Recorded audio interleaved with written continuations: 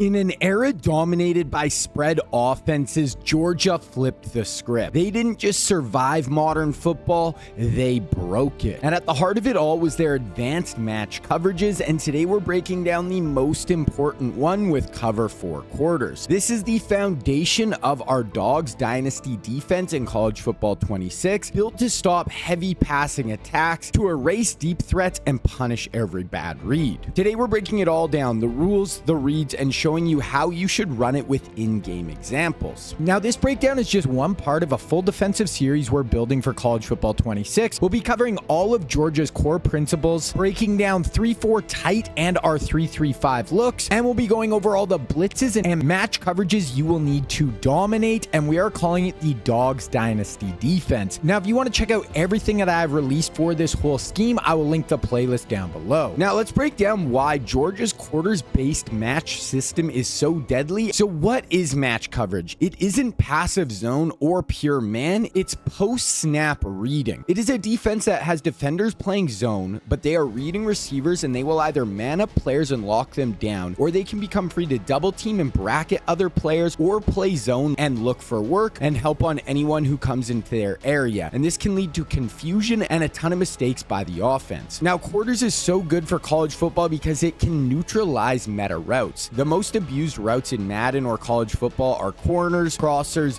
deep posts, and these can all get eliminated. You don't need to use zone drops. Your corners and safeties will match these routes as they break down the field. You'll see double teams on corner routes and posts, wheels getting matched down the field, and nothing easy over the top. Then Kirby's system is the most advanced match coverage in the country. This isn't just about stopping plays, it's about dictating what the offense can do. Kirby Smart took Saban's match blueprint and added more disguise, more trap shells, and faster rotations. In College Football 26, this lets you play aggressive with your user, shift into blitz looks while still having match coverage on the back end, and just gives us so many weapons in our arsenal. Now, in this breakdown, we're going to focus on cover 4 quarters versus 2x2 sets, and this is my go-to defense whenever I'm facing these spread style looks. We'll also touch on 3x1 formations, but I usually prefer palms coverage against trips, and I'll be covering that in a separate video. Now, when I say 2x2, I mean 2 receivers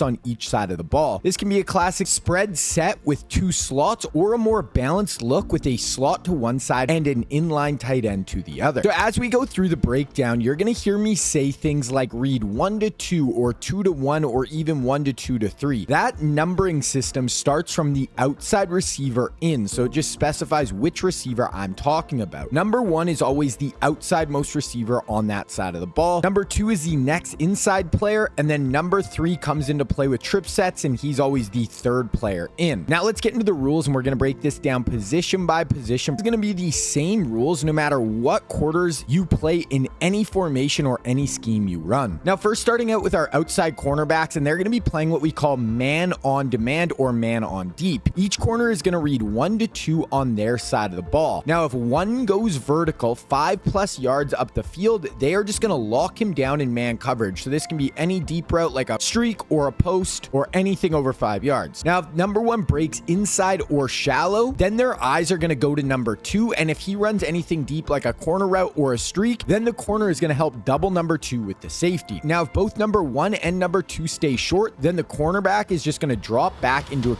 deep quarter zone. Next, we're looking at our safeties, and they're going to always read 2-1. So they're going to read the number 2 receiver first and adjust based off his route. So if number 2 goes vertical, the safety plays him in man. So this could be anything like a streak, corner, or post route. Then if number 2 breaks inside or shallow, then they're going to look to number 1. Then they can help bracket any deep route like posts or corners coming from that number 1 receiver. Now, if both number 1 and number 2 stay shallow, the safety becomes free to help over the middle and look for crossers or anything coming from the other side of the field. Next, we have our quarter flat defender. First, they try to jam number 2 if he releases vertically. Then they'll look to the flat and just pick up anything out there. Now, if number 2 goes directly to the flat, like a flat route or a quick out route, then they're just going to cover him. If number 2 runs a wheel, they're going to actually match him and convert to man coverage and run with the wheel up the field. Now, if they have no flat threat, they can look to buzz under any dig or curl coming in behind him. One other new thing this year is if the quarter flat is on the side with no running back and the number 2 receiver runs a drag, he will run with him across the field and man up the drag. But if the quarter flat is on the same side as the running back, he's going to pass the drag off to the 3 receiver hook defender in the middle of the field, and now he's going to run with him, and the quarter flat will stay in the flat on his side. Next up, we have our 3 receiver hook player. This player is mostly a free defender in 2x2 sets. His main job is to help over the middle and look to help on crossers and posts or late flat routes. Specifically, he will take the second player to the flat. So if the running back releases and the quarter flat defender takes him, but then a receiver comes across the formation to the same flat, like on a drag, then this 3 receiver hook will man him up. Overall though, he's a floater who can double crosser, jump underneath route, and clean up space that the quarter flat can't. Now for our rules versus 3x1 sets in quarters. Now this isn't my preferred way to play. I do like palms, but it is still good to know the rules if you want to use quarters versus 3x1. So on the trip side, where we have our cornerback, nickel, and the safety on the trip side, they're going to play it the exact same as they would versus 2x2. So all the same rules apply. Where it gets different is the backside safety. He is always going to read the number 3 player on the trip side. If number 3 goes vertical, he takes him. So that could be a post up the field, a seam route, a crosser. So now if number 3 on the trip side stays shallow, he can look to double the backside number 1 receiver. So if he's running a post into the middle of the field, something like that, he can help double him. Or he can also sit and look for crossers or digs coming from the trip side over to the solo side. For our backside corner, he is going to play what we call mag. So that means man everywhere he goes. So doesn't matter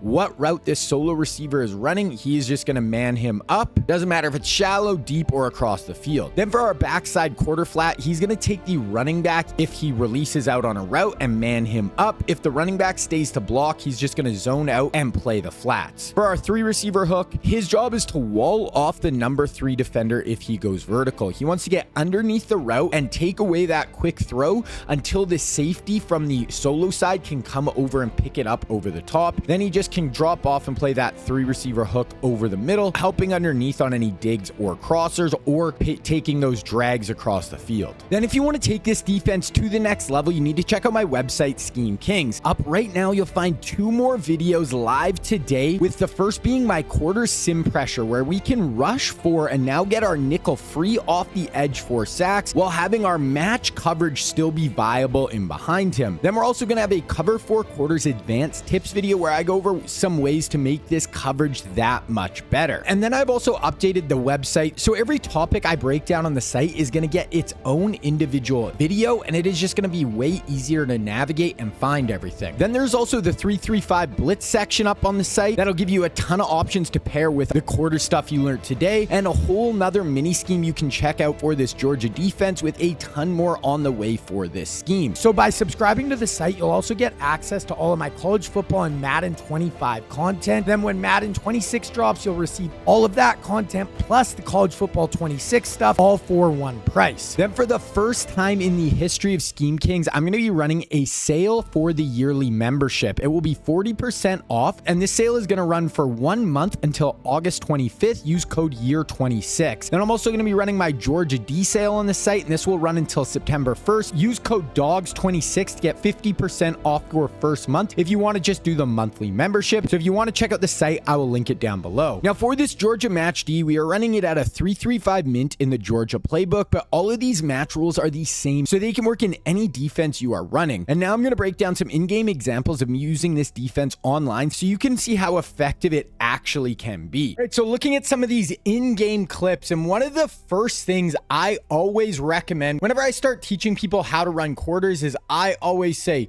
user one of the high safeties. Learn the rules of the defense and user the high safety. It just makes taking things away so much better. So as soon as you know the rules, there's 2x2 for your safety. So read number 2. If he goes vertical, you take him in man coverage. If he goes shallow, either in or out, then you are just basically free to either help on number 1 or look for crossers that are coming across the field. So I always recommend using the high safety, usually on the wide side of the field. So you see me user this player. Now I'm just going to read my number 2 receiver. If he goes vertical, I take him. If he goes in or out shallow or hooks, then I just leave him for the underneath coverage. So we're just going to read this number 2 player. What's he do? He's going to drag across the field. So as soon as I see that, now my eyes can go to number 1 on the same side of the ball I'm on, or my eyes can look to the backside and look for deep crossers or anything coming to the wide side of the field. Here, so you can see me, I kind of run to this side, I see a dig coming, then I see here, this player didn't really go quite deep enough for this guy for his match coverage to sync up for whatever reason. So now I see that, I run over, I can take that away. Then I see the dig coming backside. So now I'm kind of playing here, take that away, see the dig. Once that guy goes shallow, I come back up and take that dig away. So just playing, and then he tries to force this ball in, our match coverage is there. So by playing in that position, I can take away the hitch from one. I can go back and help on the crosser coming across the field, and I can just lock up so much more. Now here's another clip where this is empty, but on this side, we're running quarters on the weak side. So here I'm using the high safety. I'm going to read number 2. What's number 2 do here? He this time goes vertical. So as soon as he goes vertical, I know I'm locking him up in man coverage. Now what number 1 does on this play is he runs a little hitch. So now the corner is going to help bracket this receiver with me. Now we have a double team on this corner route. So this guy breaks out to the sideline. We have both of our DBs running with him, and I'm able to come across the whole side of the field, go up and high point that and get an interception. So I match that player down the field once he goes past that, past that 5 yards.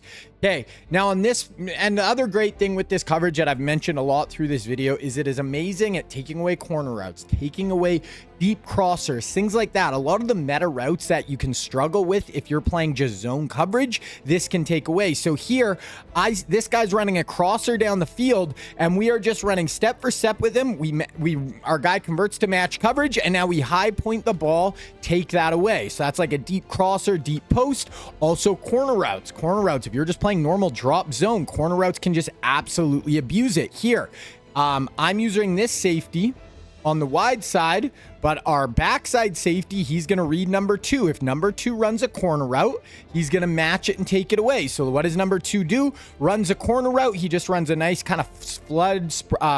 He just runs like a flood concept to the wide side. Our safety steps up on the corner route, high points of football, and picks it off. So it can take away crosser, corner routes, a lot of the meta route. Now, the other great thing with cover 4 quarters is its run fit. So in quarters, everybody is in a run fit except our 2 corners. So our 2 corners are going to play the pass first, but both our safeties, all of our D linemen, all our linebackers, and if we have a nickel on the field, are going to play run fits first. So that means if it's a run, these guys are all going to come downhill hard and fast. So you're going to see a run to the right here, and look at our 2 safeties. So watch our safety here.